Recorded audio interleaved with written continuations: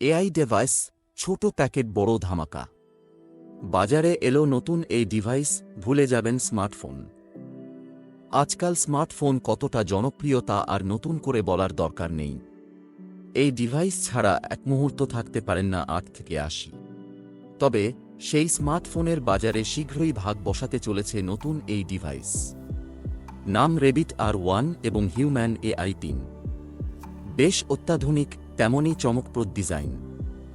আয়তনের স্মার্টফোনের তুলনায় অনেক ছোট।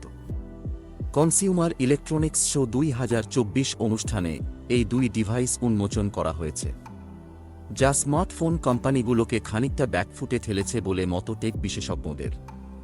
জানলে অবাক হবেন, বাজারে আসতেই ১০,০০০ প্রি বুকিং হয়ে গিয়েছে রেবিট R1 এর।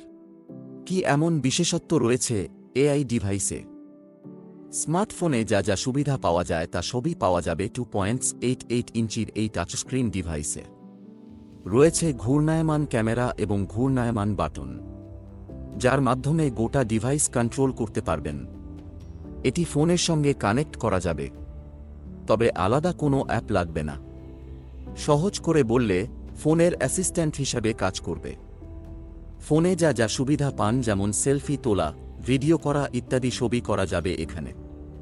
তবে কোম্পানির মতে, এটি বর্তমানে মোবাইল অ্যাসিস্ট্যান্ট হিসাবে কাজ করলেও অ্যাপ আসার পর সরাসরি স্মার্টফোনকে টেক্কা দেবে রেবিট R1, জামাতেও লাগাতে পারবেন হিউম্যান AI 3। আর্টিফিশিয়াল ইন্টেলিজেন্স দিয়ে তৈরি ডিভাইসটি জামাতেও লাগাতে পারবেন। যেরকম ব্যাজ লাগানো হয় ঠিক সেরকমই AI ডিভাইস রাখা যাবে।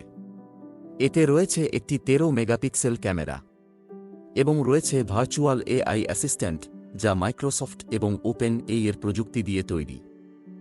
এখানেই শেষ নয়, ইয়ারফোন কানেক্ট করতে পারবেন, মাইক অন অফ করা যাবে, মেসেজ করতে পারবেন।